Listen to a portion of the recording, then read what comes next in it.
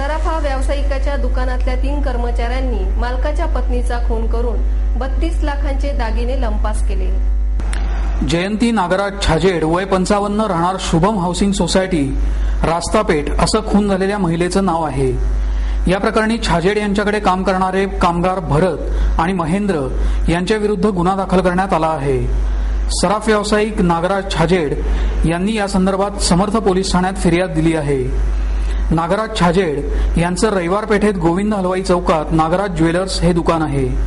छाजेड आणि त्यांची पत्नी जयंती हे दोघे रास्तापेठेतील शुभम अपार्टमेंटमध्ये राहायला आहेत। त्यांची 2 विवाहित मुलं संतोष आणि सचिन हे मार्केट यार्ड परिसरात राहतात, तर विवाहित मुली पुण्यातच राहायला आहेत। छाजेड यांच्या दुकानात काम करणारे 2 कामगार महेंद्र आणि भरत यांना छाजेड यांनी कामावरून काढून टाकलं होतं। सध्या त्यांच्याकडे भरत नावाचा कामगार कामाला आहे। सकाळी 10:30च्या सुमाराला छाजेड यांनी दुकान उघडलं। त्यांची पत्नी घरात एकटीच होती। छाजेड यांनी भरत याला त्यांचा चष्मा आणायला घरी पाठवलं।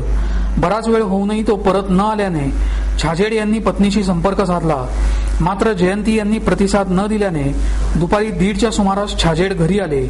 फ्लॅटचा दरवाजा उघडा असल्याचं त्यांच्या लक्षात आलं। छाजेड फ्लॅटमध्ये आले तेव्हा बेडरूममध्ये रक्ताच्या थारोळ्यात जयंती पडल्याचं त्यांनी पाहिलं। कपाटाचा दरवाजा उघडा होता। जयंती यांचा गळा चिरून डोक्यावर वार करण्यात आल्याचंही उघडकीला आलं।